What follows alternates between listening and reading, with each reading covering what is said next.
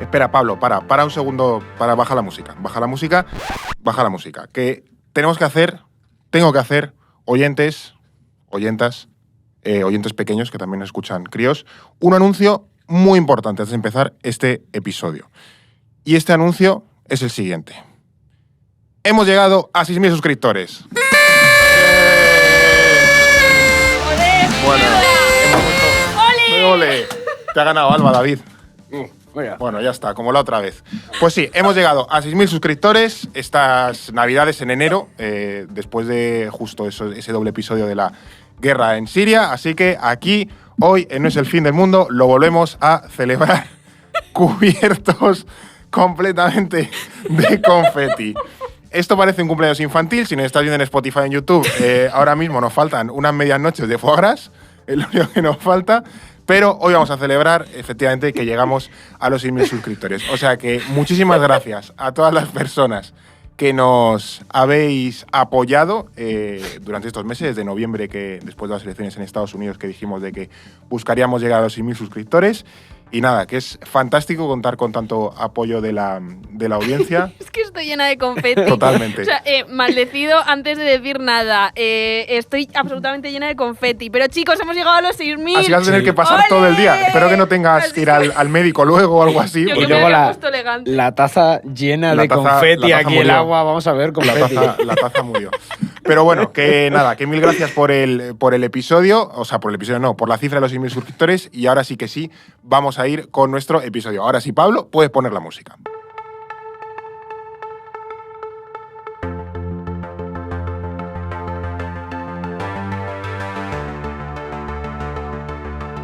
Jeff Bezos, Mark Zuckerberg, Sundar Pichai, Elon Musk. Todos estos magnates tecnológicos tienen algo en común, que son algunos de los hombres más ricos del mundo.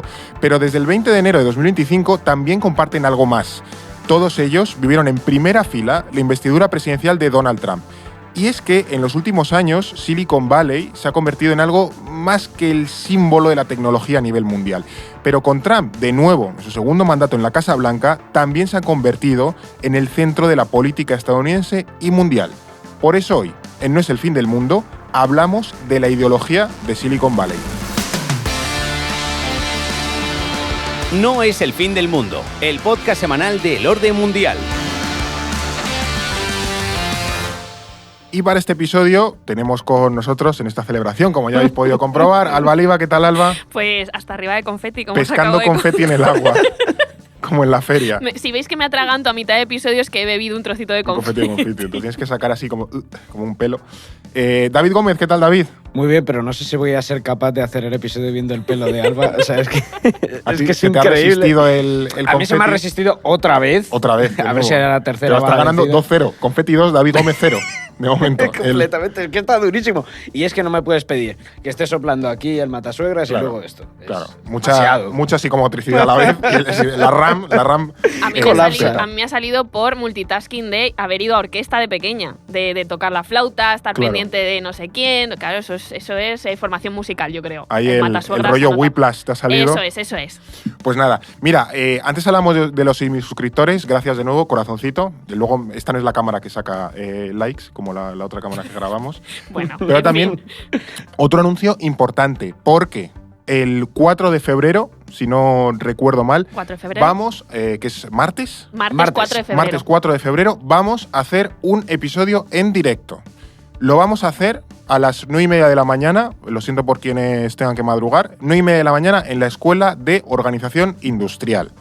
Vamos a hablar de temas de reindustrialización europea en términos de defensa y cómo Europa debe ponerse un poco las pilas en esto. Y para quien no se ubique, la Escuela de Organización Industrial, donde lo vamos a hacer en el auditorio, está en la Ciudad Universitaria de Madrid, en la parte de arriba donde los colegios mayores, la Escuela Diplomática y toda esa zona, Metro Vicente Aleixandre, antiguo metropolitano para los nostálgicos como yo. Y nada, que ahí estaremos ese martes 4 de febrero a las 9:30 de la mañana. Si quieres venir, tienes que apuntarte. En la descripción del episodio dejaremos el link donde debes apuntarte, que es un enlace de la EOI. y ahí lo tendrás. O sea que, de nuevo, una vez más, encantados de que te puedas pasar por allí. Si no vas a incentivar a hacer pellas, pero bueno, No. si tienes clase a segundo turno, Sí. puedes pasarte a las 9:30. O si vas desde el trabajo y puedes sacar unas horitas Claro. para, bueno, pues porque entró como una charla así bastante profesional, Sí, ¿no? Entonces, sí. creo que igual en el trabajo podéis encontrar excusa para ir a estas, Eso es. para ir a Yo estas creo que te cosas. hacen justificante. Sí, con yo esto, creo que ¿eh? sí. Te hacemos justificante. Eso Eso es. Un aprobado por Chayanne, te hacemos ahí y luego se lo das al jefe para decir, oye, que estaba en una cosa Que he ido a muy formarme importante. de cosas de industria de defensa muy Por interesantes. supuesto. Claro. O si no, te llevas al jefe Eso es. y se lo pasa bien y te dice, Ahí "Venga, está. te perdono, ya está. Ahí Hemos está. hackeado la Matrix". Pero bueno, recuérdalo, ¿vale? Que yo creo que lo vamos a pasar muy guay cuando el que hicimos sobre Hollywood en la Academia de Cine, que también estuvo muy chulo.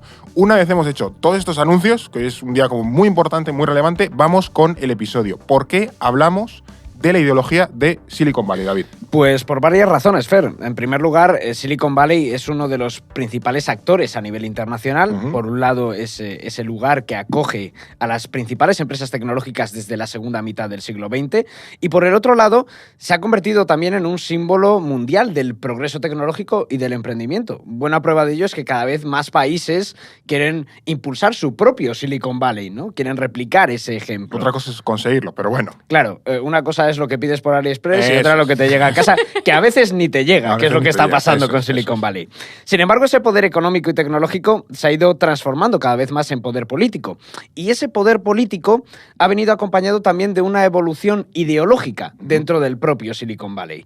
Históricamente, Silicon Valley se ha tenido la concepción o se ha asociado con un pensamiento más liberal, más progresista, Sí. un poco cercano, ¿no?, a ese partido demócrata. Sin embargo, en los últimos años es verdad que han emergido una serie de magnates tecnológicos pues, más asociados a la derecha radical y que tienen cada vez más peso, tanto en la política estadounidense como también a nivel internacional. Y el mejor ejemplo es Elon Musk, el dueño de SpaceX, de Tesla, de X, la antigua red social Twitter. Muy a nuestro pesar. Muy Claro. a nuestro pesar y del que hemos hablado también bastantes veces. Y bueno, de hecho sabemos que hoy en día Musk es la mano derecha de Donald Trump en el gobierno de Estados Unidos y también se ha convertido en el mejor amigo de la ultraderecha en Europa. E incluso le hemos visto haciendo esa especie de saludo fascista, ¿no?, en la investidura presidencial de Trump. Sí, que fue como muy Asperger, porque él tiene Asperger. Pero bueno, más allá de que Elon Musk evidentemente no es nazi y evidentemente no es Mussolini, pero sí que tiene unas tendencias, un pozo, no sé si fascistoide, por así decirlo, una pulsión autoritaria, ya digo, de hombre fuerte, que luego vamos a analizar en este episodio. O sea, Sí. en este episodio vamos a darle un poco de sentido a exactamente qué piensa Elon Musk y cómo se relaciona con los tradicionales esquemas que podemos tener de la ultraderecha. Claro, porque ese gesto lo podemos entender como algo anecdótico dentro de que pues, es preocupante, Sí. ¿no? Que alguien que está dentro del gobierno de Estados Unidos haga ese tipo de gestos, ya sea en clave de broma si quieres. Sí, que lo hagas en tu casa, pues bueno. Pero aún así es Claro. bastante, bueno, pues significativo, ¿no? Pero hoy queremos ir más allá, ¿no? Ver qué hay detrás Eso de es. esa anécdota, del gesto, etcétera, ¿no? Queremos analizar cuál es el pensamiento que hay detrás de estos magnates tecnológicos de Silicon Valley y, bueno, explicaremos en qué consiste esa idea de Silicon Valley también, cómo surge, cuáles son sus elementos, los que definen su ideología y por qué han ganado tanto peso recientemente. Claro, hoy sería una especie de en la mente de, pero sabéis que en la mente de son de personitas. Sí. Entonces, para llevarlo a hacerlo un poco más amplio, pues hemos hecho este episodio fuera de esa serie con Franco de Ledone. Pero bueno, entonces vamos a empezar un poco por lo más básico. ¿Qué es esto de Silicon Valley? Yo creo que mucha gente sí que puede tener una idea, pero bueno, expliquemos bien qué es, qué supone, dónde está, su origen, etcétera, etcétera. Pues mira, Fer, Silicon Valley es un área que alberga las principales empresas tecnológicas de Estados Unidos y del mundo. Es como el foco tecnológico del mundo. Entre ellas se encuentran Apple, Alphabet, que es la matriz de Google, Intel, Tesla o Meta, que es la antigua Facebook. ¿No? Les gusta mucho esto de cambiarse los nombres. Se encuentra ubicado en el Valle de Santa Clara, que está al sureste de la Bahía de San Francisco, Sí. en California. Y en esta zona también se encuentra la Universidad de Stanford, que es clave para entender la presencia de este centro tecnológico. Es casi como su patrono, ¿no? Sin embargo, con el tiempo, Silicon Valley ha dejado de ser un lugar para convertirse en una idea, que esto pasa mucho. cuando pensamos en Silicon Valley, no pensamos solo en las empresas que se encuentran ubicadas específicamente en ese valle. De hecho, varias de ellas se han marchado de Santa Clara en los últimos años, o están más allá del valle, están, por ejemplo, en San Francisco, en esa zona, ¿no? Por ejemplo, HP, que fue una de las compañías pioneras en Silicon Valley, se mudó a Texas en 2021. Y en los últimos meses, Elon Musk también trasladó la sede de SpaceX a territorio tejano. Usó como excusa un proyecto de ley del gobernador de California, que es el demócrata Gavin Newsom, sobre identidad de género en las escuelas públicas, pues diciendo que claro, que esas leyes, que era una aberración, que él que se iba, etcétera, ¿no? Tenemos que recordar que California tiene esas cosas de que es uno de los feudos demócratas, ¿no? Como habíamos hablado en el directo de Estados Unidos. Sin embargo, lo cierto es que California se ha gentrificado muchísimo y los costes hacen que no sea un estado tan competitivo para atraer talento o expandir estas empresas. Requieres un gran capital para poder, pues, montar tu sede ahí, montar tu empresa, montar tu negocio, ¿no? Incluso el propietario de Meta, Mark Zuckerberg, anunció hace unas semanas que también movería parte de sus operaciones a Texas. Es decir, Texas parece que se está convirtiendo en ese nuevo Silicon Valley. Pero tenemos que pensar que Silicon Valley es algo más amplio. Hay empresas o personajes que tal vez no hayan pasado demasiado por ese valle de California, pero que los incluimos dentro de esa idea de los tecnológicos de Estados Unidos. Claro, que de hecho hay otras muchas empresas. O sea, para empezar, que la gente no se líe, Silicon Valley no es el valle de la silicona. Es el Valle del Silicio, que es un false friend. Silicona no tendría mucho sentido. A nosotros nos ha pasado eso. Efectivamente, Valle del Silicio. Y luego también es cierto que tú comentabas, ¿no? Lo que conocemos es Google, Apple, tal, las grandes. Pero luego otras empresas muy potentes también están allí, tipo Adobe, que también es una empresa muy potente a nivel tecnológico. Luego Salesforce tiene una torre gigantesca en San Francisco, la torre Salesforce, y que de hecho tiene hasta su propia estación de autobuses. Tú estuviste en San Francisco, ¿no? Sí, por eso. Yo he estado en toda esta zona y claro. yo lo he visto. Entonces es alucinante que una empresa tenga como su propia estación de autobuses para que todos los trabajadores puedan llegar allí. O sea, que es muy interesante. Y luego también aquí la rama Google Maps de Fernando, sección visitando por Google Maps. Sección Fernando en Google Maps. Tenemos que ponerte como una musiquita, en plan, Fernando en Google Maps. Ya, una cartela también a eso, lo decimos a Pablo. Pero esto es interesante que si a alguien le interesa, ¿no? Que se vaya a Google Maps, vea el Valle de Santa Clara y ves, por ejemplo, todo el espacio que ocupa Google, y es una ciudad y tiene decenas y decenas de edificios. O sea, que en realidad Google no es una torre o un edificio muy grande, no, es que es una ciudad de 30, 40 edificios y tiene cada uno su nombre, claro, y con sus restaurantes y todo, es una auténtica barbaridad. Pero, ¿y pudiste entrar dentro de Silicon Valley? Es que no tengo ni idea de si se puede visitar o no. No, es que Silicon Valley, no sé, es como está San Francisco en la punta de la bahía y luego se extiende por todo el valle, son una ciudad detrás de otra. Y en esas ciudades, pues de repente es como un parque empresarial y de repente en uno pues está Google y en el pueblo al lado está Apple y en el de más allá está Meta. Pues yo qué sé, Palo Alto, pues Apple, no sé cuál es el de Google, pero vamos, que hay varios mini pueblos o barrios y en cada uno tiene una empresa tecnológica su sede y tú vas evidentemente por allí, eso está abierto. Hombre, supongo que estará, quiero decir que no puedas entrar en cualquier oficina de Google, ¿no? Pero bueno, que sí, se puede ver y está integrado perfectamente como en la conurbación en todo el área de San Francisco. Vale, es que no sabía si a lo mejor hacían alguna visita guiada, tipo te enseñamos las sí. instalaciones de Google o te enseñamos... De hecho, me suena porque nosotros hemos estado en Google España, creo recordar, lo voy a decir que a lo mejor hay alguien de Google que nos escucha que nos lo confirme, que cualquier empleado de Google puede ir a trabajar a cualquier oficina de Google en todo el mundo. Anda. En algunas a lo mejor no, porque hay cosas secretas, claro. Tienen ahí aliens y tal, pero que tú puedes llegar a trabajar a Google Calatayud y entrar allí. Tienen mucho esa idea de oficina abierta eso y este tipo de cosas, ¿no? Pero sí. Es interesante también a nivel, y esto ya pues es como más sociológico, urbanístico, estamos yéndonos un poco del episodio, de cómo organizan, o sea, a nivel de organización de ciudad, ¿no? De cómo se organiza esa habitabilidad en torno a la empresa y a qué modelo de empresa, ¿no? Eso es interesante. Y lo que tú decías de la gentrificación, al final, un empleado de Google maneja pasta y, claro, no se va a 3 horas a vivir, sino que vive cerca. Entonces, claro, toda esa zona vale un quintal de dinero porque, claro, a lo mejor Google emplea, no sé, 5.000, 10.000, 20.000, 50.000 personas. Sí. Entonces, esa zona está muy gentrificada, por eso se están yendo también. Claro, exactamente. Eso explica que ahora mismo esas empresas se estén mudando a Texas, también a Colorado, estos estados que están más cerca, ¿no? Pero a pesar de esta relocalización empresarial, todos seguimos hablando de Silicon Valley, ¿no? Es ese concepto, como decía Alba, que representa a esos gigantes tecnológicos, un poco su filosofía, su cultura empresarial, e incluso sirve como instrumento de poder blando de Estados Unidos, porque se asocia a esos valores de individualismo, de libertad, de meritocracia, por decirlo de alguna manera, y que pretende promulgar Estados Unidos. Y en cierto modo también me recuerda a lo que sucede con Hollywood en la industria del cine, en aquel directo que hicisteis, que lo comentasteis mucho. Yo creo que también tiene ciertas semejanzas con eso. Sí, es tal cual. La idea primero ligada a un territorio, pero luego el territorio se disipa. Entonces, tenemos claro que hoy en día ya Silicon Valley es lo que tú decías, ¿no? Más una idea, un concepto, algo a aspirar, que no tanto un lugar físico. Pero este episodio no va de la historia de Silicon Valley porque, eso es interesante, ¿no? Que entendamos cómo surgen, pero sobre todo cómo pasa de ser ese lugar a ser una idea y luego cómo se rellena esa idea. Es decir, qué significa hoy Silicon Valley. Exactamente. Bueno, para entender el origen de Silicon Valley nos tenemos que remontar a principios de los años 50, concretamente a 1951. Vale. Porque es en aquel año donde Frederick Terman, que era un profesor de la Universidad de Stanford, creó el Parque Industrial de Stanford en Palo Alto para que se convirtiera en un lugar de innovación y de desarrollo de estas empresas tecnológicas.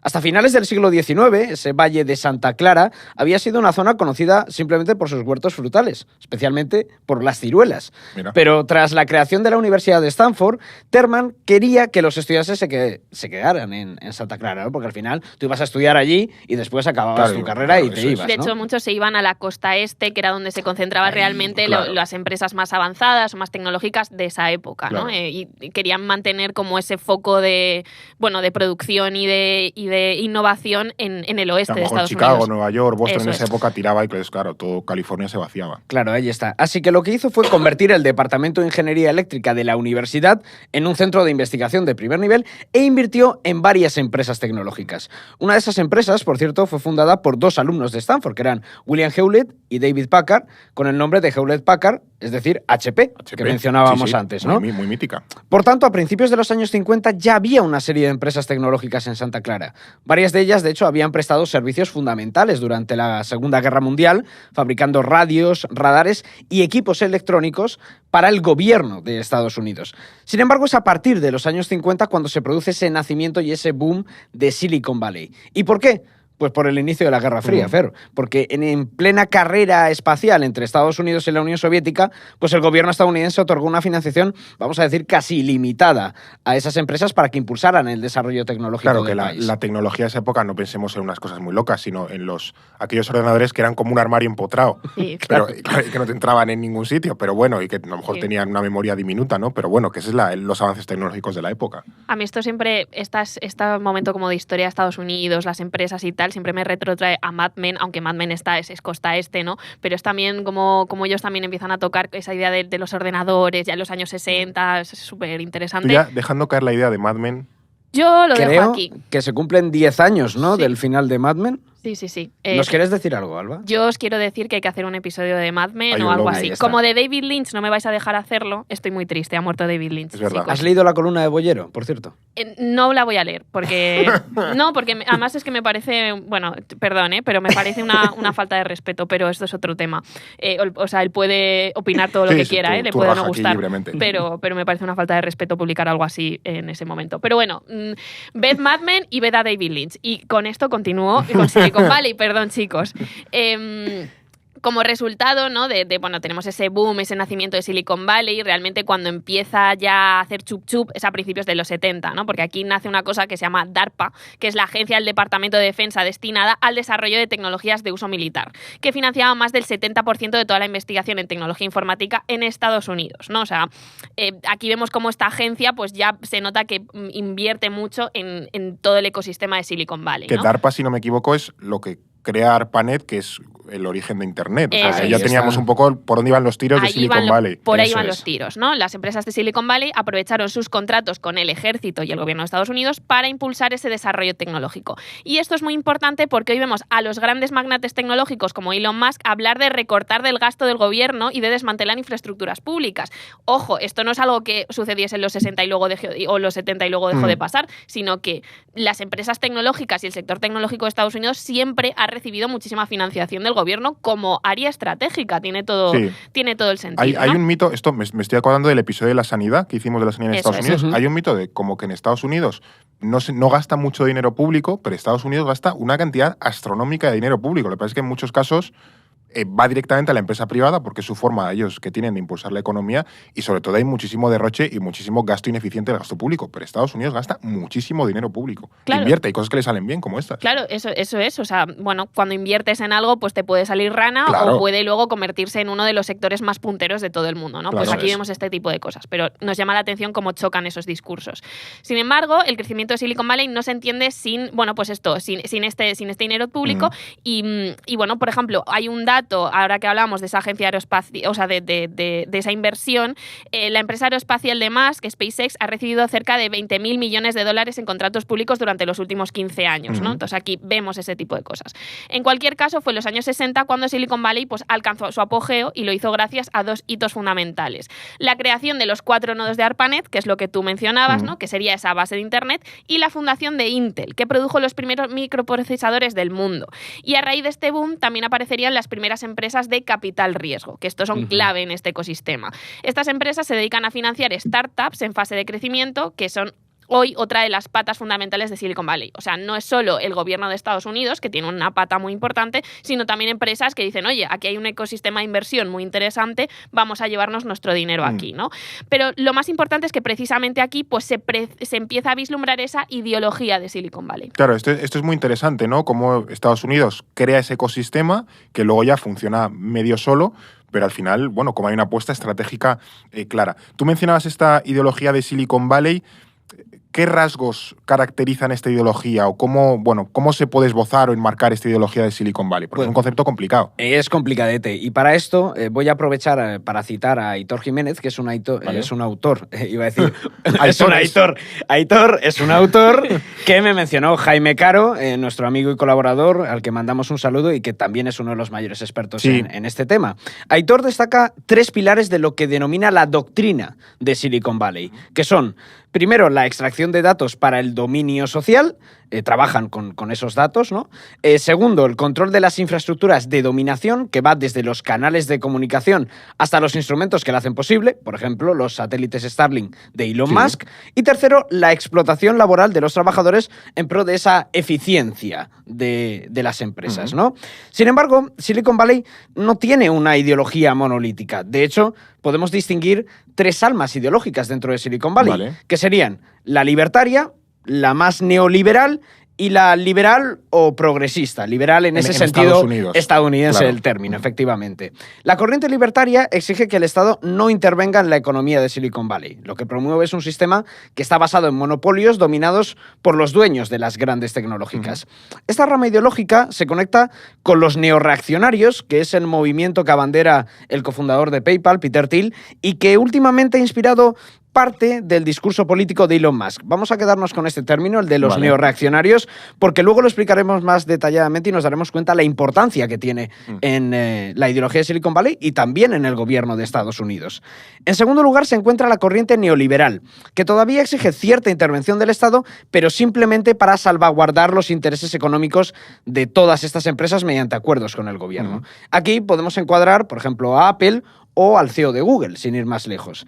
Y por último estaría ya esa corriente más liberal o progresista que conecta con ideas como la libertad, la emancipación del individuo, el rechazo a la autoridad o la idea de una comunidad digital global e inclusiva para todo el mundo. ¿Y a quién podemos meter aquí para que la gente se haga una idea o tenga referencias? Esto es más un esquema mental, ¿no? Claro. Pues aquí podríamos encuadrar a Bill Gates, el dueño de Microsoft, o a Mark Zuckerberg en sus inicios, en sus años mozos. Sí, que Mark Zuckerberg ha ido... Luego ha tenido un girito también, sí. Claro. En realidad todos han tenido ese girito, ¿no? Y por eso hay que tener en cuenta que esto no es tanto una foto fija como tendencias entre distintas almas de Silicon Valley que se van cruzando, que son muchas empresas y entonces, claro, cada una pues tiene sus valores, su visión y, lógicamente, pues hay cierta pelea por por así decirlo. También se van adaptando al contexto, claro. ¿no? Históricamente la ideología de Silicon Valley ha combinado elementos de todas ellas.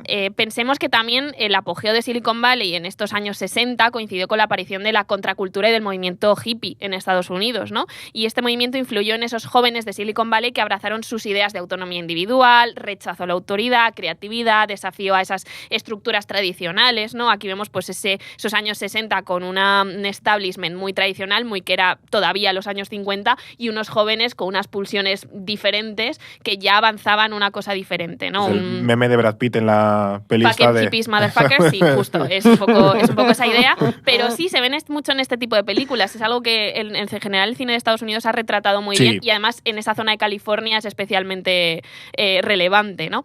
Y bueno, esa combinación de un pensamiento libertario de derechas, del rupturismo contracultural de la izquierda y de la fe en la tecnología para transformar la sociedad, pues dio lugar en los 90 a un movimiento ideológico conocido como la ideología californiana. Esto mola mucho. Esto es muy interesante. La ideología californiana inspiró la idea de lo que teóricamente representa Silicon Valley. Un sitio libre de restricciones estatales, donde prima el talento, la innovación, el desarrollo tecnológico. O sea, esto es muy idealista, ¿no? Si le metes música de Red Hot Chili Peppers o de Green Day, lo tienes hecho. O sea, es el resumen. También es muy ese mundo, o sea, esas promesas de ese internet primigenio, de un espacio alternativo, emancipador también, de los foros, de un espacio fuera de la realidad, ¿no? O paralelo a la realidad en la que podemos hacer otras cosas y comunicarnos, ¿no? Es muy idealista, como muy optimista. Muy utopía tecnológica. Sí. Y bueno, esa ideología es la que permitió la consolidación de grandes gigantes tecnológicos como Apple, pero también lo que explica el discurso de Elon Musk tiempo después, ¿no? Claro.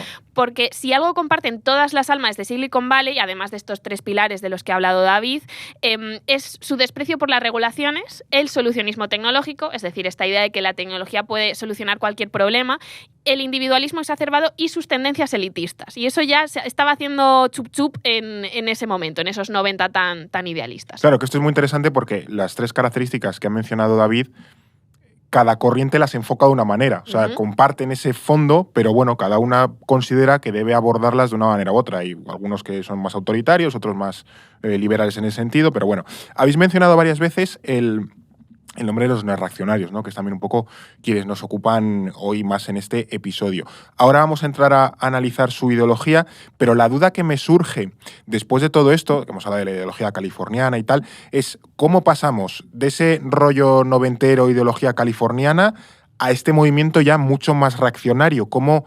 ¿Qué pasa entre medias para explicar un salto como optimista, progresista, dentro de una manera particular de Estados Unidos, a un rollo ya muy reaccionario, que es lo que hemos tenido en esa primera fila de la segunda venida de Donald Trump? Totalmente. Yo creo que hay una serie de factores en este lapso de tiempo que ayudan a entender esa transición, por decirlo de algún modo. El primero son los cambios que hubo dentro de Silicon Valley durante la primera década de los 2000.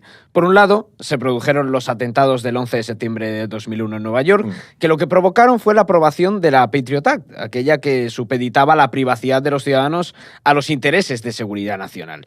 Esta legislación creó las condiciones adecuadas para que hubiera una vigilancia masiva de la población y, por ende, también para una enorme inversión tecnológica por parte de instituciones privadas, pero también, de nuevo, del gobierno de Estados Unidos. Ahí tenemos el punto de los datos como forma de control social, ¿no? De tener a la población un poquito controlada, monitorizada. Primeros 2000, guerra contra el terror, esta idea. Ese capitalismo de vigilancia y demás, ¿no?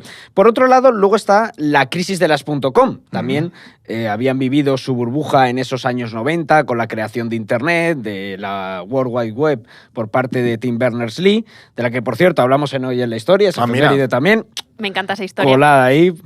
Sí. Del nacimiento de Internet, de que se murió. Tim Berners-Lee sigue vivo, ¿no? No se ha muerto. Vale. Sí. Hasta que David quiera. De hecho, Tim Berners-Lee hace mucho activismo, es muy partidario de ese Internet abierto, libre, no sé.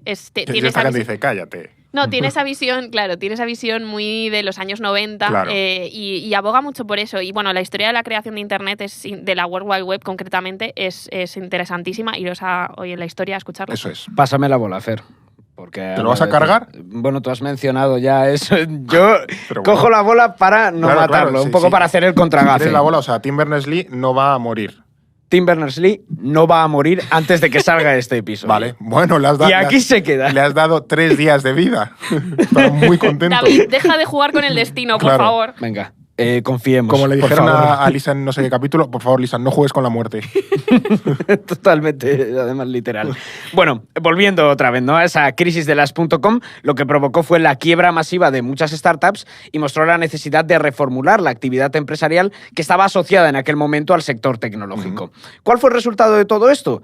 Pues que se consolidaron gigantes tecnológicos como Apple o Google y que aparecieron también nuevas compañías como Facebook. Y con ello emergió toda una generación de grandes magnates de la tecnología, es decir, apareció esa verdadera élite tecnológica que después va a abrazar en gran parte ese movimiento neorreaccionario, especialmente tras la crisis económica de 2008, que es un poco el catalizador ya de todo esto. Además, la creación de estos oligarcas tecnológicos, como los denominó Joe Biden, vino acompañada de una irrupción de las redes sociales y de estas plataformas digitales. Por ejemplo, la aparición de Facebook, YouTube, Twitter o Instagram, pues al final resultó determinante también para entender la difusión de este discurso neorreaccionario y estas teorías de la alt-right y todo esto en Internet. El otro factor fundamental para entender la irrupción de los neorreaccionarios es el contexto político, ¿no? En el capítulo que hicimos sobre la trampización del Partido Republicano, explicamos esa crisis económica de 2008 que mencionaba David y la victoria de Barack Obama en las elecciones presidenciales. Pues estos dos hechos abrieron una crisis existencial entre los conservadores estadounidenses. El descontento con el sistema político y el miedo a la desintegración de la nación estadounidense generaron una reacción dentro de la derecha radical con movimientos como el Tea Party. Para más referencias, ese capítulo. Total. Del mismo modo, empezaron a cuestionarse los dogmas ideológicos que habían imperado en el Partido Republicano desde Reagan, ¿no? Esta defensa del libre mercado, el intervencionismo militar en el exterior y la importación de mano de obra barata extranjera. Es decir, una visión mucho más liberal, neoliberal, abierta. Mercado abierto, sin barreras, abierta. tal, claro. Eso es. Poco a poco, frente a esa hegemonía neoconservadora que había encarnado Reagan, emergieron los republicanos paleoconservadores, que defendían el proteccionismo, el aislacionismo internacional y el nativismo, es decir, ese nacionalismo más exacerbado, o sea, una mirada hacia adentro. Es decir, las bases del programa político de Donald Trump. Eso es. Más adelante veremos la relación que tienen los neorreaccionarios con Trump, pero aquí estamos viendo ya ese cambio en esta crisis de 2008. Claro, como que estas ideas empiezan a permear en parte de Silicon Valley y esos neorreaccionarios empiezan a ir contra las facciones neoliberales y progresistas, que a lo mejor podía estar todavía ese Zuckerberg buen rollero y tal. Que de hecho hace poco vi la peli esta de la red social. Yo no la he visto, la Muy tengo buena, pendiente. muy buena. Y en un momento dado, no me acuerdo de qué años, pero en un momento dado aparece Peter Thiel, o se le nombra. Y yo pensé, joder, qué mal va a envejecer esto. Sí. Porque claro, Peter Thiel en ese momento venía de fundar PayPal, o sea, todavía no había soltado esa rama, no le había salido esa pata neorreaccionaria, entonces quizá podías pertenecer al área o a la facción más neoliberal, pero pensé, joder, si esto visto desde hoy, no da como miedo, pero sí es como más potente, más chocante. Sí. Creo que fue en el año 2010, si no me equivoco. Claro, Voy es a que ya hace comprobarlo, bastante tiempo. Pero sí, o sea, fíjate, inicios de la década de 2010 todavía Peter Thiel no era una figura tan reconocida. Claro. Era un segundón, por así decirlo, de Silicon Valley. PayPal no era una empresa tan potente como Google o Apple. 2010. Claro, pues Peter Thiel todavía era parte de las Hermanitas de la Caridad. Claro, es que esos años 2000 todavía hay cierta... esa ola optimista de los 90 casi que se ha reeditado, ¿no? Y además Estados Unidos está en un momento, bueno, que es cierto que está la crisis financiera, pero está la presidencia de Barack Obama, hay un giro progresista, pero claro, de fondo pues tenemos todos estos cambios que están ocurriendo entre los conservadores. Jobs sigue vivo, no sé en qué año se muere Jobs, pero por vamos... ahí, ¿no? Por esos sí, años. por 2011, esos años, pero vamos, que todavía, creo que había ese aura todavía del gurú, del gurú progresista o liberal 2011. que impulsaba toda esa ola a un neoliberal progresista de Silicon Valley. Claro, de todas formas este discurso neorreaccionario que se va construyendo en este momento no deja de ser una expresión del miedo de esos hombres blancos conservadores y protestantes que temen perder su posición de privilegio dentro de Estados Unidos. O sea, en un Estados Unidos que parece que abraza el progresismo y una apertura, etcétera, pues ellos también reaccionan, ¿no? Claro. Y es lo que se cocina aquí. Exactamente, ahí se va gestando esa reacción, ¿no? Luego hay un último fenómeno que, de forma indirecta, también facilitó la difusión del movimiento neorreaccionario y fue, curiosamente, el auge de China en aquel momento. Recordemos que en ese año 2008, donde estalla la crisis, donde gana Obama las elecciones contra John McCain, también es el año de los Juegos Olímpicos de Verano en Pekín. Y, por ende, también la carta de presentación de China como potencia al mundo. Y en un momento donde las democracias liberales eran incapaces de ofrecer respuestas frente a la crisis, pues el ascenso chino reforzaba la idea de que los regímenes autoritarios podían ofrecer más y mejores resultados. Claro, de que la mano dura con resultados, pues a lo mejor no está tan mal, ¿no? Aquí ya vemos, es lo que decíamos, un poco el movimiento, de cómo asoma esa patita, un pulso neorreaccionario en Silicon Valley. Pero todavía no hemos definido exactamente o explicado en qué consiste este movimiento, neorreaccionario. ¿Cuáles podríamos decir que son esas claves del pensamiento político neorreaccionario que se está abriendo paso en esa época en Silicon Valley? Bueno, aquí vamos a ir poco a poco, que la gente coja su libreta del orden mundial y vaya cogiendo apuntes, porque esto tiene su complicación, pero bueno, lo vamos a hacer de la forma más distendida. Los neorreaccionarios son un movimiento político que emergió a principios de siglo en esos círculos tecnológicos y digitales, principalmente de Estados Unidos. Ellos se definen como una reacción a la Ilustración, que fue ese movimiento cultural, político. Rousseau, Montesquieu, exactamente, siglos XVII y XVIII en Francia. Algo tendrás en hoy en la historia que lo explique. Eso es. No sé, todavía no ha salido, pero saldrá. De hecho, uno de los ensayos que da origen a este movimiento neorreaccionario es La Ilustración Oscura, del filósofo británico Nick Land. Es decir, se oponen, se muestran o reivindican que son opositores a esa Ilustración. ¿Y qué significa este rechazo a la Ilustración? Pues los neorreaccionarios sostienen que la Ilustración dejó como legado la democracia, la igualdad y el progresismo. Sin embargo, para ellos, estos valores ilustrados lo que han provocado es la decadencia de Occidente y lo han hecho vulnerable. De este razonamiento podemos sacar una serie de características de los neorreaccionarios. La más evidente es este rechazo a la democracia, es decir, los neorreaccionarios consideran que la democracia es incompatible con la libertad.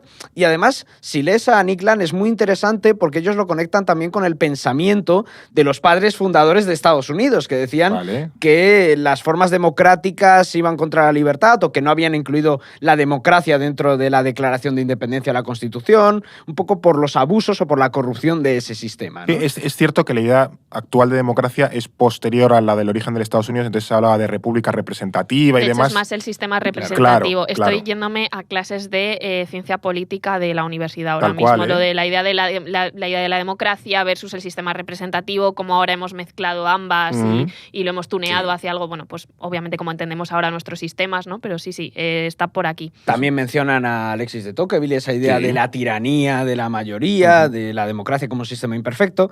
Básicamente lo que sostienen los neorreaccionarios desde su perspectiva es que la democracia es un sistema corrupto que consiste en la compra de votos para ganar elecciones y que además está afianzado por una serie de instituciones educativas, mediáticas y culturales, como las universidades o los medios de comunicación, que lo que hacen es difundir y reforzar esos valores. Y a este conjunto de instituciones lo llaman la catedral. Es decir, para los neorreaccionarios esta catedral es la que ejerce realmente el poder en una democracia. Incluso afirman que la democracia supone un peligro para la civilización humana. Porque tiene, ellos le dan lo argumentan, claro. Lo argumentan, le dan su sentido. Consideran que los gobiernos elegidos democráticamente no piensan a largo plazo, que esta es también una tesis crítica recurrente a las democracias. Sí. Sino que lo que hacen es explotar los recursos del Estado sin control por temor a que mañana lo haga el adversario y se beneficie políticamente. Otra característica de este movimiento neorreaccionario es el rechazo a la igualdad. Vamos apuntando tantos, ¿no? Claro, el bingo. Eso es. Los neorreaccionarios consideran que las personas son desiguales de nacimiento y que igualarlas va en contra de la condición humana.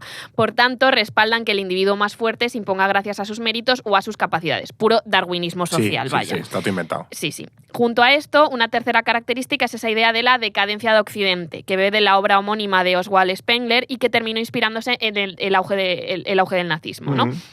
Al igual que Spengler, los neorreaccionarios alertan de la descomposición que sufre la sociedad occidental y de la necesidad de un cesarismo, es decir, la existencia de un César, un gran líder, que la rescate. E hilando con esto, hay un último elemento interesante que es el aceleracionismo. Los neorreaccionarios buscan alimentar las tensiones políticas, es decir, leen esas tensiones políticas y dicen, venga, vamos a darles fuego para acelerar el colapso de la democracia y que de sus cenizas surja un nuevo sistema. Y esto sería esta problemática.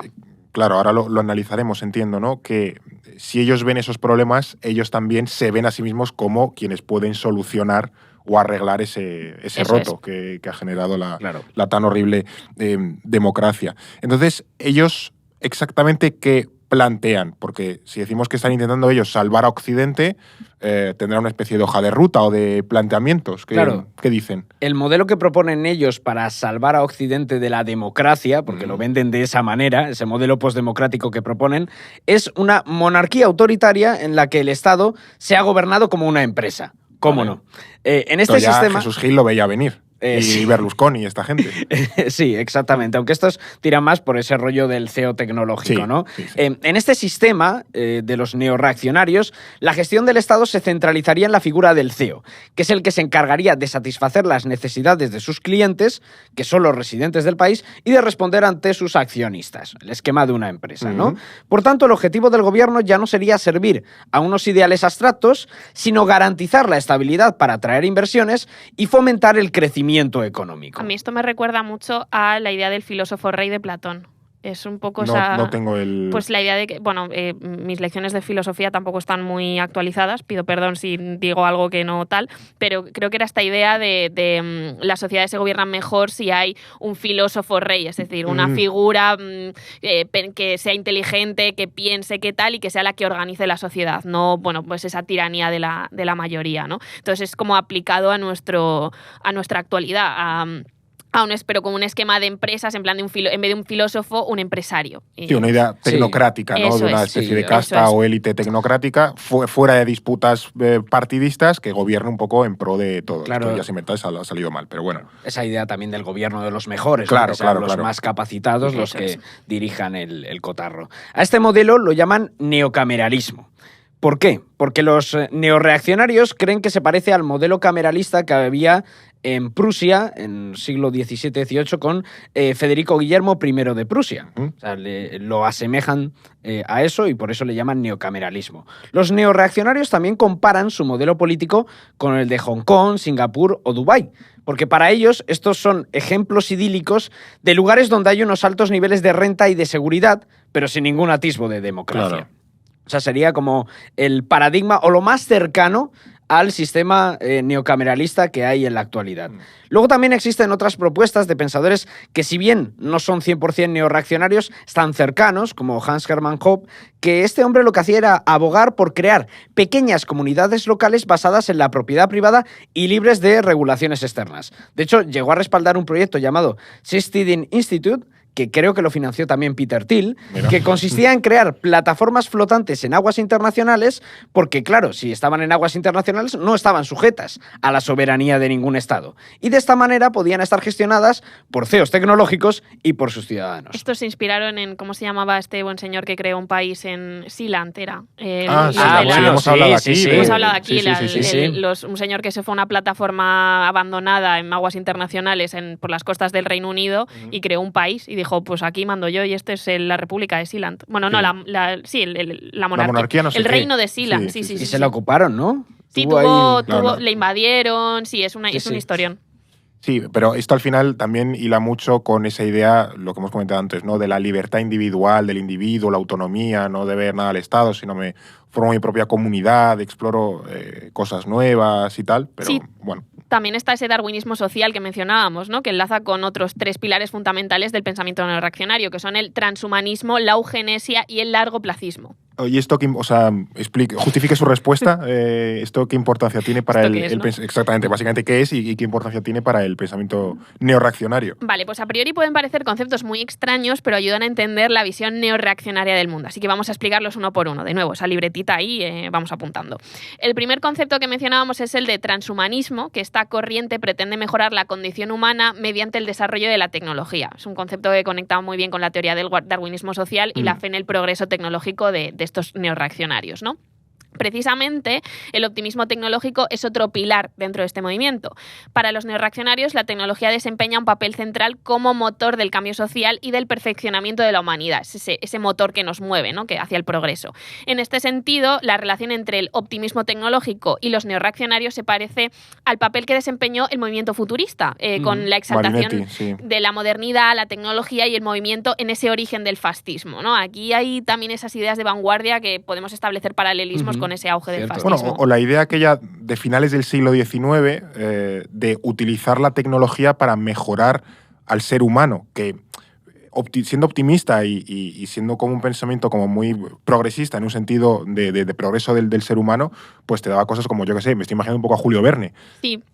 Con esa idea, ¿no? Pero claro, esto sería como un Julio Verne malvado, Elon Musk. Claro, a ver, aquí esto es un debate súper interesante, que es la idea de la tecnología siempre nos trae un progreso a mejor. Bueno, la tecnología desde luego nos ha traído progreso y nos ha traído, bueno, bienestar, ¿no? Eso no lo podemos negar. O sea, tampoco, esto es mi punto de vista, pero tampoco podemos ir hacia la reacción contraria, ¿no? Porque es profundamente, bueno, destroza nuestras sociedades. Pero al mismo tiempo esto llevar la idea de la tecnología como la gran solución de todo, pues es problemático, ¿no? Y estas tesis neorreaccionarias, sobre todo si se enfocan desde una visión muy elitista, bueno, pues eso, xenófoba, etcétera, pues es preocupante, ¿no? Claro. Y bueno, mencionábamos a los futuristas, pues porque al igual que hubo un manifiesto futurista, también existe un manifiesto tecnooptimista que publicó un tal Mark Andreessen, que es uno de los principales inversores tecnológicos de Silicon Valley y un apoyo de Donald Trump. No podía faltar.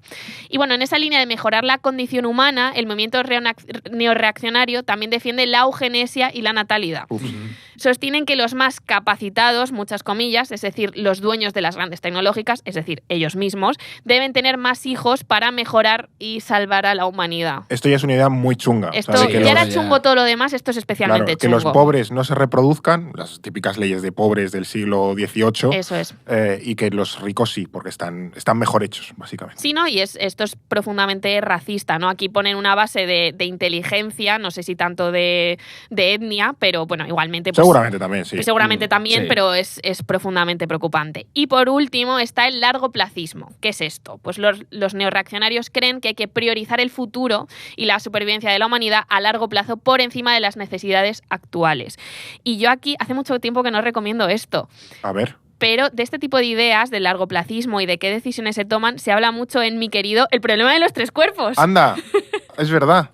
¿Se puede considerar chupito? Se puede considerar chupito. Hacía mucho que no salía pero este tema. Verdad, lo había mantenido sí, enterrado. Pues en este libro de ciencia ficción que yo recomendé hasta la saciedad en los principios de este podcast, es verdad. Se trataba mucho este tipo de ideas, de cuándo tomar la decisión para que afecte al futuro y que las decisiones del presente, bueno, pues qué impacto tienen después, ¿no? Entonces, bueno, esto era desde la ciencia ficción y desde otra perspectiva, pero me recuerda mucho la idea del largoplacismo a estas visiones. O sea, yo puedo llegar a comprar el tema del largoplacismo, que a lo mejor en nuestras sociedades nos hace falta mirar más a largo plazo y de manera más estratégica, y creo que la contra está un poco sacrificar el presente, ¿no? De hasta qué punto estamos dispuestos a hacer tropelías en el presente con tal de garantizar un hipotético futuro, porque el futuro evidentemente no se puede hacer cierto, sino que tú puedes intentar caminar hacia él, pero pueden pasar cosas que te alejen de ello. Entonces, puede justificar cosas también un poco chunguillas. Sobre todo si ese largoplacismo se parte de visiones pues profundamente racistas y problemáticas, ¿no? Ahí, vale, miremos a largo plazo, pero miremos bien también. Claro, y asegurar y mejorar el futuro de la humanidad a través de una élite de los mejores, es decir, garantizar tu propio futuro, tu propio bienestar, a costa de aquellas personas que no están representadas entre los mejores, claro, entre comillas. Claro, y la idea de quién define quiénes son los mejores, etcétera, ¿no? Ahí Pero está. bueno, que hayamos llegado a los 6.000 suscriptores no es óbice para que no haya que seguir publicitando la libreta. Pues aquí sigue haciendo falta gente, eso es joven, gracias. Entonces... Si tú también quieres sumarte a estos ya 6.000 suscriptores que sois en el orden mundial, porque también ya os volveremos a llamar a las armas, a hacer la leva. Pero chicos, qué ilusión que os hayáis suscrito tantos. A los Rohirrim de Eon. Claro. La Guardia Pretoriana. Claro. Es que ¿cómo se llama el que lleva los Rohirrim? Pregunta de examen. No lo sé. Eomer. ¿En serio? Sí. ¿Esto es verdad? Que sí. Claro, en el Señor de los Anillos, el que lleva un poco a los Rohirrim, el jefecillo, no es el rey de Rohan, se llama Eomer. No sé si es Eomer, pero bueno, Eomer. Sí, bueno, claro. se llama... Se transcribe así. Lo vamos a transcribir pero así. este momento de las almenaras de Gondor arden, Claro, pues no. Gordon pide auxilio. Las almenaras las encendimos en noviembre y Rohan respondió. Pero mi pregunta es, ¿esto se te acaba de ocurrir ahora mismo? Sí. Wow. Claro. Increíble, o sea, no tengo Claro. palabras. El nivel de friquismo es fuerte, Claro, chicos. mi RAM siempre está como al 120% a punto de explotar. Entonces, si te quieres unir, si te quieres suscribir, si quieres apoyarnos, si quieres formar parte de nuestra comunidad, pues acuérdate que te seguimos regalando la libreta del Orden Mundial y además con un 10% de descuento con el código podcast. O sea, que lo metes ahí en ordenmundial.com/suscríbete, te vas a la suscripción anual porque es para lo que regalamos la libreta y ahí metes el código podcast y te hacemos un 10% de descuento y además de que si vives en España, en cualquier sitio de España, hasta en la cueva más recóndita, te mandamos allí esta libreta, si Y correos llegas. recordemos nuestra promesa de los 6.000 suscriptores, que era hacer un episodio largo más al mes. Por supuesto. Empezamos a trabajar en ello, chicos. Estamos ya trabajando en ello. Estamos ya trabajando en ello. Así Que de hecho, aquí un disclaimer. ¿Tú sabes cuántas personas se han presentado a la oferta que pusimos en LinkedIn? 1.500 personas Madre mía. se han postulado. Yo no he visto más currículums en mi vida. Entonces, estamos ahora justo haciendo entrevistas, estar hablando con gente, pero bueno, sí, estimamos que para a lo mejor dentro de un par de meses ya la persona, o un mes y medio, 2 meses, se habrá incorporado y podamos estar haciendo más episodios. O sea, que vamos a cumplir nuestra promesa de utilizar vuestra suscripción, vuestro dinero, el que nos habéis pagado, para contratar gente, seguir haciendo crecer el proyecto, etcétera, etcétera. O sea, que el código podcast y sirve también para eso, para hacer crecer el empleo en Españita. Esto es No es el fin del mundo. Volvamos a nuestros queridos reaccionarios, porque toda esta hostilidad hacia la democracia liberal, ¿no? Hacia la idea de un occidente decadente, el rechazo al progresismo, la igualdad, tal, los valores de la Ilustración en definitiva, suena también a buena parte del marco que ahora mismo sostiene la ultraderecha en muchas zonas del mundo, la derecha radical. Tenemos un episodio explicando exactamente a qué nos referimos con esto, para quien tenga dudas, o sea, pero que hay aquí una conjunción clara. Bueno, es que realmente existen varios elementos de ese discurso neorreaccionario que se entroncan perfectamente con la derecha radical o con la alt-right en Estados Unidos. Aunque, ojo, también hay diferencias importantes, ¿eh? Por ejemplo, este movimiento neorreaccionario, como hemos visto, es un movimiento claramente elitista, mientras que estas corrientes ultraderechistas son generalmente movimientos de masas o más de un carácter popular. Entonces ahí se ve una diferencia sustancial. No obstante, al margen de los paralelismos que has mencionado, esa decadencia de Occidente, la hostilidad a la democracia liberal y demás, sí que hay un par de puntos que creo que conviene señalar y destacar. Uno es ese carácter racista que comentaba Alba y también machista de la ideología neorreaccionaria, porque para los neorreaccionarios la élite superior son básicamente hombres blancos ricos. Que son ellos los que tienen las empresas tecnológicas. No son nada originales en ese sentido. No, ahí no se lo han currado mucho. De hecho, los neorreaccionarios, y esto es una cosa que a mí me pareció completamente surrealista, piensan que las personas negras no están tan preparadas como las blancas para triunfar. Y que si así hubiese sido, de hecho, sus antepasados no hubieran sido esclavizados en Estados Unidos. Hombre, no. Y ahora destacarían al competir con los mismos derechos. O sea, tienen la misma idea, o sea, mismo argumento que un esclavista del 18 del 19, básicamente. Claro, es o sea, una cosa que como en su demencial. forma de ver el mundo partían del mismo punto el hijo del terrateniente Sí. que el pobre negro que estaba ahí recogiendo algodón en Alabama.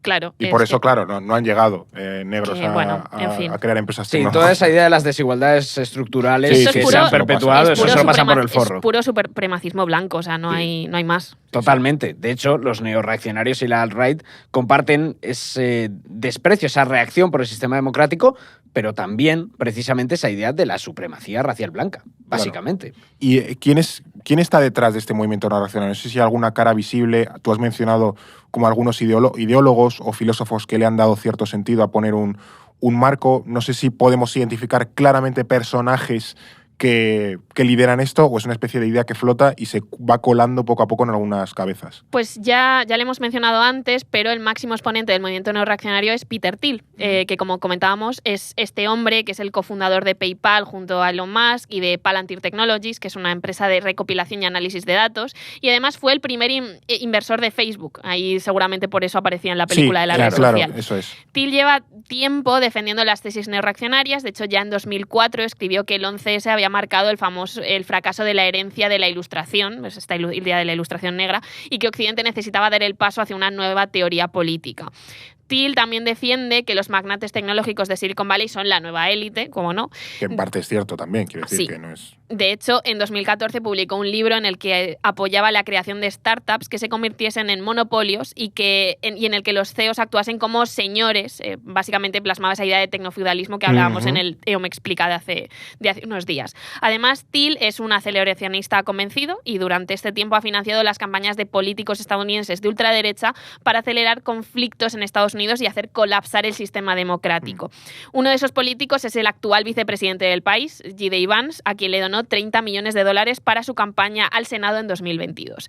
Y en estas elecciones, Thiel también respaldó al candidato trumpista para el Senado por Arizona, que era Blake Masters, conocido por negar los resultados de las elecciones de 2020 y defender la teoría conspirativa del gran reemplazo. O sea, vale, todo lo criaturitas, mejor. Lo mejor de cada casa. Pone ahí, Peter dice, toma mi niño, aquí un chequecito para tus cosas. Bueno, esto que comenta Alba demuestra que básicamente si estuviera Franco de Ledone aquí le habríamos llamado en la mente de Peter Thiel y ya está. Algo así. Porque es el máximo exponente de esta corriente neorreaccionaria, pero si Thiel es el mayor exponente, los dos principales ideólogos del movimiento neorreaccionario son ese filósofo Nick Land, que habíamos mencionado antes, el de la Ilustración Oscura, y sobre todo Menzies Smallbook, que es el seudónimo del informático y bloguero Curtis Yarvin, que seguramente no suene de nada, pero ahora os voy a contar porque es bastante importante y ha influido en personas que sí han sido relevantes. Mientras que Land creó ese concepto de la Ilustración Oscura, Yarvin es quien desarrolla todas las bases del pensamiento neorreaccionario. A través de su blog, que es Unqualified Reservations, que he tenido el placer de leer unos cuantos capítulos, Yarvin exponía su crítica a la democracia, a la igualdad y al progresismo, esa teoría de la catedral y su modelo de neocameralismo. ¿Y por qué es importante Curtis Yarvin? Pues porque con ideas como la catedral, Yarvin creó una serie de referentes comunes para la ultraderecha o para los distintos movimientos ultraderechistas en Estados Unidos. Y además, y esto es lo más importante, ha influido en el pensamiento de figuras como Steve Bannon, que fue el hombre que aupó a Donald Trump a la Casa Blanca en 2016 y que es uno de esos máximos exponentes de las corrientes de ultraderecha a nivel internacional. Me flipa, en parte para bien, que ya estamos en el punto en el que las nuevas doctrinas políticas se crean por parte de blogueros. Que sería como en el siglo XIX cuando escribías en un periódico a Lenin machacando y tal en el periódico hasta que calaba la idea. Y eres un bloguero. Es que yo creo que no tenemos que menospreciar, y esto va más allá de estas tesis, ¿no? No tenemos que menospreciar la capacidad teórica que tiene Internet y las distintas plataformas de Internet. Desde los blogs hasta también YouTube. O sea, sí. hay unas grandes... O sea, sí, tendemos a mirar YouTube como, bueno, pues como un lugar de entretenimiento. Como un pozo infecto, pero también como un lugar de entretenimiento, de pues las morning routines y estas cosas. Pero luego también hay gente reflexionando y haciendo blogs bastante, bueno, pues videoensayo y tal, desde todas las perspectivas, desde estas tan problemáticas, pero otras también muy interesantes. Y gente que verdaderamente yo creo que se pueden englobar como pensadores de nuestro tiempo, ¿no? Con muchos matices y ya depende de la persona, pero esa aproximación pues un poquito más seria a ese potencial comunicativo de las redes yo creo que es interesante. Bueno. Y lo dice alguien que yo a mí me crió YouTube básicamente y sigo a mucha gente que, bueno, pues creo que ha influido mucho en mi forma de pensar y no me parece algo malo necesariamente. Bueno, estaría bueno encima teniendo nosotros un podcast que critiquemos esos espacios para difusión de conocimiento y para compartir, ¿no? Esa creación de pensamiento. No, pero que lo digo porque tú estudias eso a Locke, a Rousseau, tal, pues crean sus libros, tal, no sé qué. A lo mejor en 200 años la selectividad es... este pensamiento lo creó el youtuber comentario, en vez de comentario de texto, comentario de vídeo. Claro. Pero tendría todo el sentido del mundo. Y oye, las dos cosas pueden convivir, ¿no? Claro. O sea, no sé, me parece interesante verlo así. Sí, aquí estas nuestras fumadas... Aquí no, pero hay una de las claves aquí, ¿no? Porque podríamos pensar que el pensamiento neorreaccionario son las conjeturas de 4 frikis o del foro 4chan o no sé qué, o conspiraciones como lo de QAnon, pero al final son tesis que han tomado un cuerpo y son tesis que están trabajadas. Otra cosa es que no estemos de acuerdo, pero desde luego están trabajadas y han acabado llegando a la Casa Blanca, que al final lo interesante de una idea es que sea influyente. Entonces, ¿qué relación hay entre ese movimiento reaccionario o neorreaccionario y la propia figura de Trump? ¿Cómo llegamos a conectar ambos mundos, por así decirlo. Desde luego hay una conexión bastante evidente, ¿no? Porque Trump no es un neorreaccionario, pero ha sabido poner voz a sus demandas y preocupaciones. Además, Trump comparte con ellos ciertos puntos de su discurso, como el rechazo a esa catedral, ese deep state, o a sus valores progresistas, o la visión de un Estados Unidos en decadencia, que hay que salvar y recuperar, ¿no? Make America Great Again. Para Trump, el pensamiento neorreaccionario también encaja con la imagen de magnate exitoso que quiere proyectar. Claro. Porque en el credo neorreaccionario, Trump encarnaría ese CEO que gestiona el Estado de forma eficiente, al igual que sus empresas. Aunque, bueno, ya sabemos que el presidente estadounidense se ha declarado varias veces en bancarrota, pero ese es otro tema. Bueno, y la oficina está que ha montado con Elon Musk y Ram Sangwani de eficiencia de lo público y tal, que básicamente va a recortar, pero bueno. De nuevo es esta idea, ¿no? De este modo, a medida que Trump y sus acólitos han ganado peso dentro del Partido Republicano, también lo han hecho las tesis neorreaccionarias de Silicon Valley. Claro. De hecho, que Trump eligiera a J.D. Vance como vicepresidente demuestra hasta qué punto estas ideas se han afianzado en las filas republicanas. Y recordad que en 2016 Trump escogió a Mike Pence, que era un conservador evangélico. Lo hizo porque necesitaba aliarse con los círculos de poder conservador para alcanzar esa cima, ¿no? Pero ahora que es dueño y señor del Partido Republicano, se ha podido permitir el lujo de elegir pues un perfil más ideológico realmente. Claro. Lo que aquí también me pregunto, es los neorreaccionarios, ¿por qué han ganado tanta fuerza en Silicon Valley? Porque hace un rato hemos dicho que existían 3 almas ideológicas en esa zona, en ese espacio, en Silicon Valley.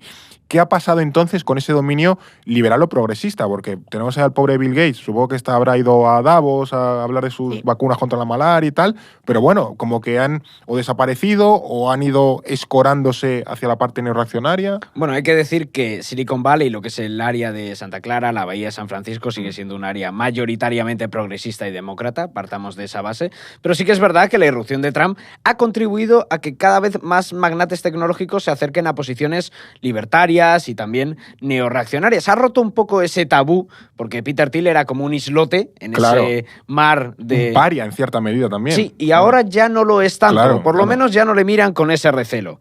A ello también han repercutido 2 fenómenos que se han producido en estos últimos años. El primero es el auge del nuevo sindicalismo en Estados Unidos, sobre todo tras la pandemia del coronavirus. El hecho de que surgieran sindicatos, por ejemplo, en empresas como Amazon, Starbucks, pues ha irritado a figuras como Elon Musk, que se ha mostrado activamente en contra de los sindicatos. De hecho, por lo que sea. Claro, de hecho hoy en día Tesla es el único de los grandes fabricantes de coches en Estados Unidos en el que sus trabajadores no están representados por ningún sindicato. Y hace poco hicieron una huelga muy heavy no recuerdo la que empresa, no sé si era Ford o General Motors, una de estas, que consiguieron también subidas salariales muy potentes. Sí, también es súper interesante, paralelo a esto, pues precisamente este movimiento sindicalista en Estados Unidos. De hecho, Jaime Caro lo estudia mucho, lo trata mucho, ha escrito mucho sobre ello y es desde ese lado más progresista, derechos de los trabajadores y tal, pues es una corriente creo que más menospreciada, no se le presta tanto atención, pero potente de los últimos años. Que va creciendo, claro, esto es la reacción a ese fenómeno. Sí. Claro, fue tan potente que hasta Biden se unió a los piquetes. Es verdad. Era la primera vez que un presidente de Estados Unidos se unió a este tipo de manifestaciones. Luego, el segundo fenómeno, aparte de este nuevo sindicalismo de Estados Unidos, han sido las políticas de la administración Biden para regular el contenido que se publicaba en las redes sociales, o un poco esas redes sociales, y el desarrollo de las criptomonedas y la inteligencia artificial. Estas políticas, unidas a la propuesta de Kamala Harris de aumentar el impuesto a las ganancias de capital de esos magnates, de los más ricos, pues han alejado a Silicon Valley de los demócratas un poco, o algunos de ellos. Y aquí está una de las principales claves, Fer, que al final todo lo que implique impuestos y restricciones pues causa rechazo en Silicon Valley, más allá de esas posiciones más liberales o progresistas que puedan defender en el ámbito social. Eso ha provocado que figuras como Mark Zuckerberg o Jeff Bezos pues ya no vean con tan malos ojos a Trump y que incluso, como bien comentabas, ocuparan un lugar de privilegio en su investidura presidencial. Claro, esto es interesante. ¿Y hasta qué punto son influyentes estos oligarcas tecnológicos de Silicon Valley? ¿Realmente tienen tanto poder, influyen en la agenda? Pues sí, desde luego tienen mucho poder, porque antes hemos hablado de Peter Thiel, que ha sido el principal valedor de J.D. Vance y que es dueño de Palantir, que es el mayor contratista del Departamento de Defensa, pero Thiel ya no es la excepción. En estas elecciones Trump recibió el apoyo de ese Mark Andreessen, el del manifiesto tecnooptimista, de Ben Horowitz, que son los principales inversores tecnológicos de Silicon Valley. También contó con el respaldo de David Sachs, que es cofundador de la empresa de capital riesgo Kraft Ventures e inversor en compañías como Tesla, Facebook, SpaceX, Palantir o Airbnb. Valley, es decir, una de esas empresas de capital que están y que sostienen ese ecosistema de Silicon Valley. Y ahora Sachs forma parte de la administración Trump y es el zar de la inteligencia artificial y de las criptomonedas para el presidente.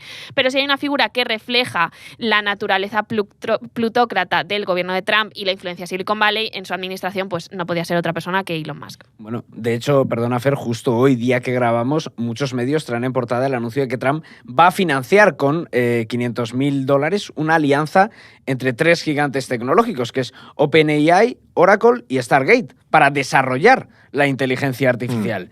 De hecho, es uno de los muchos anuncios que está haciendo Trump en estos primeros días de mandato y es muy significativo porque antes hablábamos de la evolución de Silicon Valley en cuanto a las empresas que contiene y ahora la nueva ola es esa inteligencia artificial.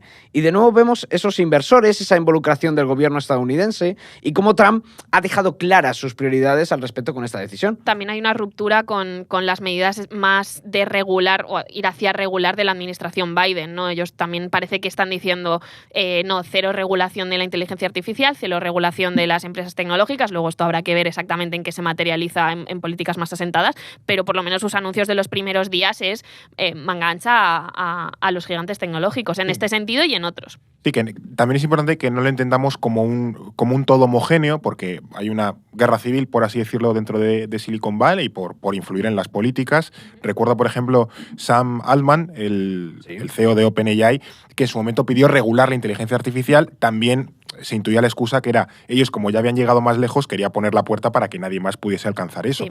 Y luego también, preparando un futuro capítulo que probablemente salga sobre Davos, se ven muy bien las almas porque, por ejemplo, en el board, como en la junta del Foro Económico Global, hay empresas como está el CEO de Salesforce, que lo mencionábamos antes, o también de Accenture.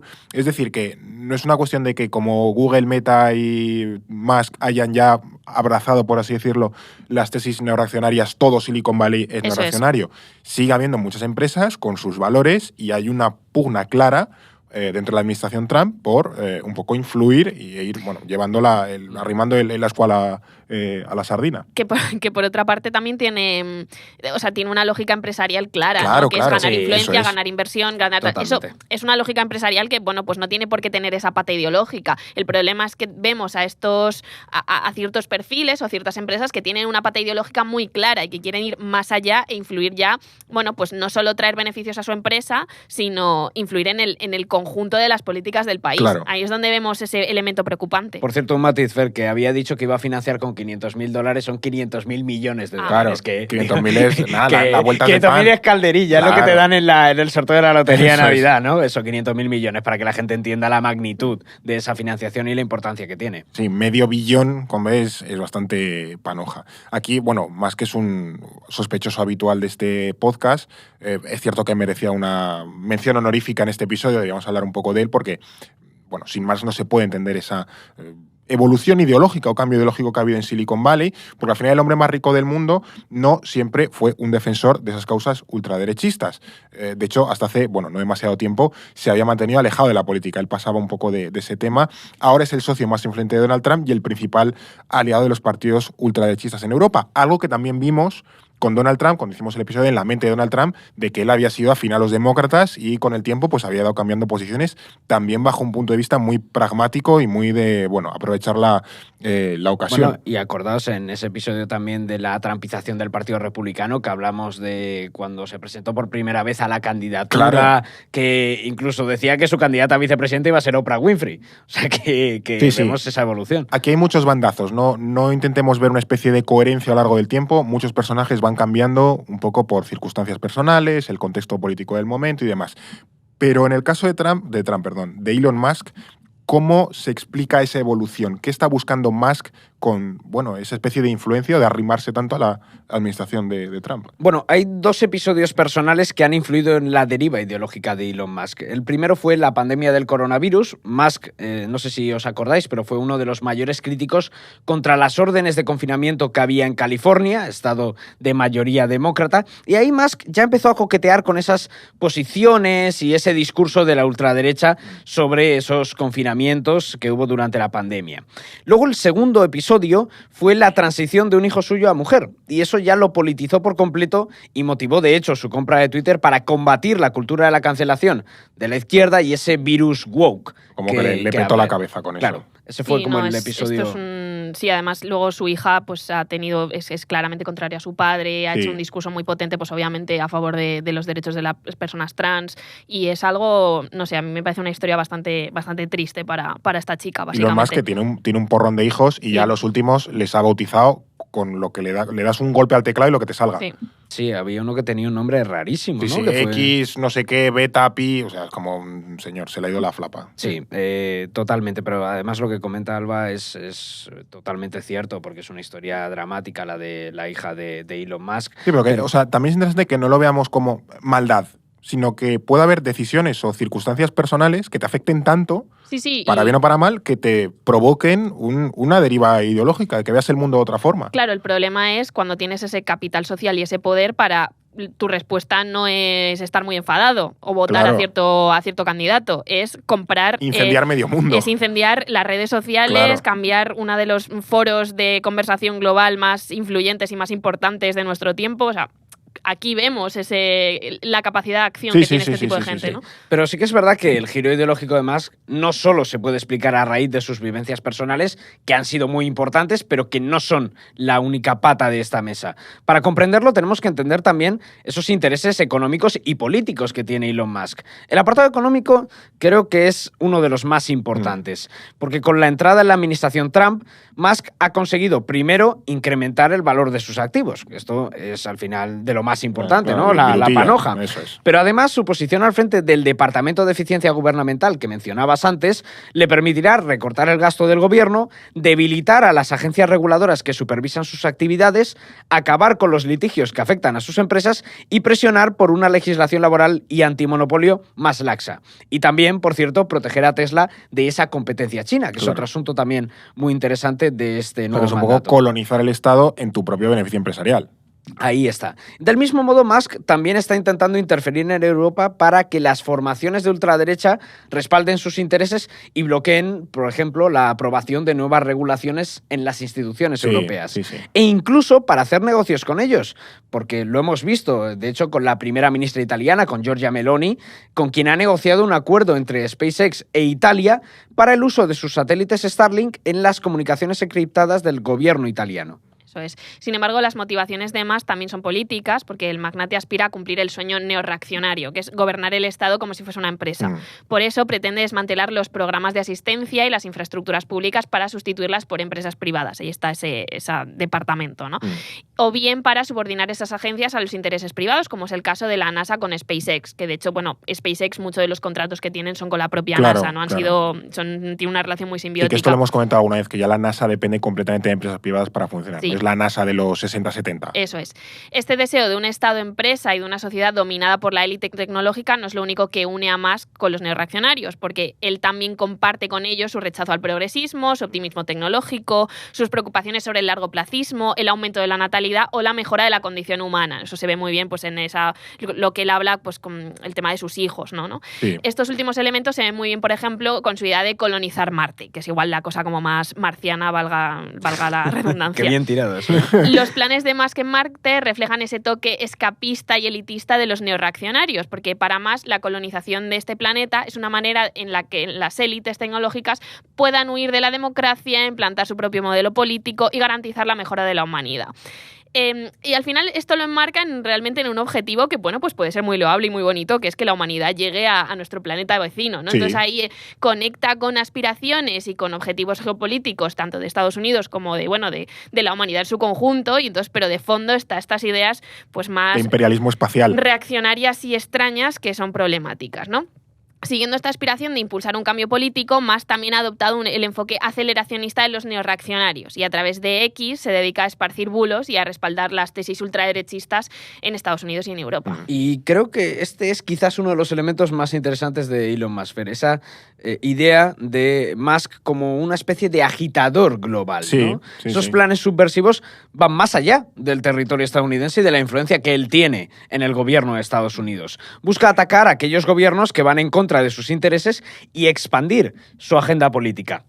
De hecho, le hemos visto recientemente apoyar a AfD, Alternativa por Alemania, de cara a esas elecciones alemanas de febrero, o pedir a Estados Unidos que libere al Reino Unido de la tiranía del gobierno laborista de Keir Starmer, a quien, por cierto, acusó de ayudar a encubrir una red de explotación sexual de menores cuando era fiscal. Sí. O sea, que ahí vemos cómo Elon Musk está cada vez interfiriendo más en los procesos electorales de Europa, incluso directamente ya en llamar a derribar un gobierno elegido democráticamente. Sí, que esto en Europa, en la Unión Europea no ha sentado nada bien, lógicamente. Y viendo aquí los ejemplos de Elon Musk o Peter Thiel, ¿creéis que estamos un poco atados a la influencia de Silicon Valley? No sé si se puede hacer algo para remediarlo o esta especie de guerra civil de Silicon Valley seguirá evolucionando hasta que alguna facción pues haga con más peso o vuelvan a otra ideología. No sé cómo puede acabar esto.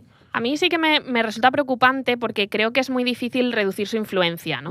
Porque en el fondo estamos hablando de empresas que tienden mucho, es una oligarquía, que tienden mucho a monopolizar sus áreas de mercado, sus sectores de mercado por la potencia empresarial que tienen. El hecho de que les surjan competidores, pues enseguida ellos pueden comprarlos o absorberlos dentro de su propio ecosistema, ¿no? Y además son empresas que sostienen nuestra economía actual, pues una economía basada en datos, basada en Internet, basada en tecnología. Y que también es necesario que eso exista, pero claro, cuando lo capitalizan todo y a través de eso ganan poder, pues es preocupante, ¿no? Claro. También creo que es interesante estas ideas que ellos plantean y que se superponen con otras que, si bien no tienen ese toque neorreaccionario de ultraderecha, pues conectan muy bien con objetivos geopolíticos o políticos de muchos países. Por ejemplo, esta idea del solucionismo tecnológico está muy presente. Obviamente, necesitamos la tecnología para avanzar. Por ejemplo, para luchar contra la crisis climática, la tecnología tiene un factor de peso grande, pero igual hay que repensar hasta qué punto. Y entonces, claro, poner todos los huevos en el solucionismo tecnológico, en la tecnología, si estos perfiles van a hacer lobby para que eso suceda, pues puede al final ser problemático. Pero claro, tampoco podemos dejar de hacerlo, dejar de no tener en cuenta la tecnología. Entonces, claro, aquí o la tecnología como forma de restarle peso también al humanismo, eso, ¿no? Es. Entonces aquí se mezclan ideas y formas de actuar que son al final matices muy sutiles. Y entonces creo que ahí ellos pueden comer mucho terreno. Entonces, bueno, ¿cuál es la solución? Pues no sé si es mayor regulación, no sé si es pues repensar cuáles son los objetivos y hacia dónde vamos, pero sí que creo que tienen mucha capacidad para hacer cumplir sus intereses. Yo creo que es bastante difícil que veamos una reducción de la influencia de Silicon Valley o de estos magnates tecnológicos a corto plazo. De hecho, creo que la tendencia va a ser un aumento todavía mayor. Al final, por lo que hemos ido comentando a lo largo del episodio y también lo que mencionaba Alba, son empresas, son magnates que tienen influencia en áreas estratégicas fundamentales para los estados. El caso de Giorgia Meloni es un ejemplo. También, Alba, sin ir más lejos, publicó un artículo sobre la importancia que tenía Elon Musk con esa red de satélites Starlink para Ucrania. Correcto. Entonces, o el caso de la NASA, sin ir más lejos, cuando esta gente tiene tanta importancia en áreas estratégicas fundamentales para un Estado, es imposible que no tengan influencia. Y es muy complicado ir en contra de sus intereses. Y que dependemos de alguna manera de ellos. Es que al final, pues yo qué sé, Meta es Instagram. Nosotros, pues sin Instagram, pues es un roto comunicativo. O yo qué sé, si Spotify se suma a esto, pues claro, al final donde escucha la gente es en Spotify o Google para funcionar. En fin, es que... Sí, y luego, también hay mucha gente que vive de sus empresas, sus comercios, viven a través de esas plataformas. Claro. No es necesariamente negativo. El problema es quién está detrás de esas plataformas y cuáles son las ideas que plantean implementar en nuestra política. Y con ese poder que tienen, ¿qué responsabilidades se les exigen para, un poco hacer rendición de cuentas, en definitiva, ¿no? de ese poder? Bueno, pues este ha sido el episodio de esa ideología de Silicon Valley. Es un tema complejo. Yo sé que hay gente que se escucha hasta 2 veces los episodios para pillar de nuevo los matices y los conceptos.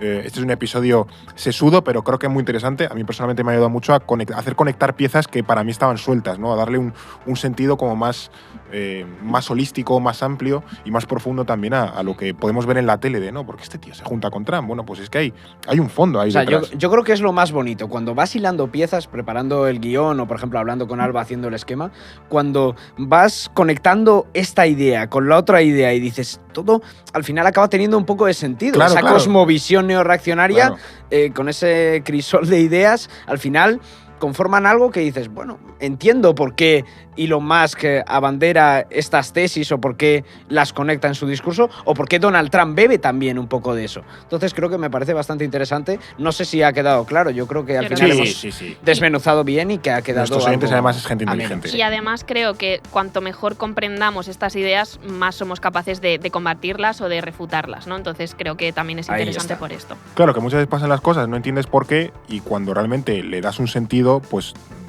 manejarse en ese escenario pues es mucho más fácil. Así que nada, pues muchísimas gracias a los dos, gracias a ti, Alba, por contárnoslo. Gracias a vosotros. Y gracias a ti, David, también. Nada, un placer. Y gracias a ti que nos estás escuchando en Spotify, que ahora también nos puedes ver. Hemos recibido mucho feedback, siempre positivo, de poder vernos ahora en Spotify. Es una maravilla también que nos pongáis cara, así que no penséis que somos gente tan mayor. Que Fernando no es un señor de 50 años. 50 años. Hubo un comentario, no sé si lo dijimos ya, ¿no? De que una persona que se pensaba que éramos más jóvenes. Y es como, pero esto ya, pero… ¿Qué puede ser esto? En fin. Pero nada, muchísimas gracias también a quienes nos veis en YouTube, escucháis en iVoox, en Amazon, en Apple. Corazoncito para vosotros. A los 6.000 suscriptores también, corazoncito. Y nada, que en unos días a ver si nos vamos a las montañas suizas. Nos vamos a las montañas suizas, efectivamente. Pues nada, hablar cositas, a ver si podemos hablar de Davos y de su influencia e importancia. Y nada, muchísimas gracias por apoyarnos. Recordad código podcast. Y te esperamos en unos días aquí en No es el fin del mundo. No es el fin del mundo, el podcast semanal del orden mundial. Producido por The Voice Village. Dirección Eduardo Saldaña. Conducido por Fernando Arancón y guión de David Gómez y Alba Leiva. Producción ejecutiva Ricardo Villa. Diseño de sonido y sintonía original Pablo de Diego.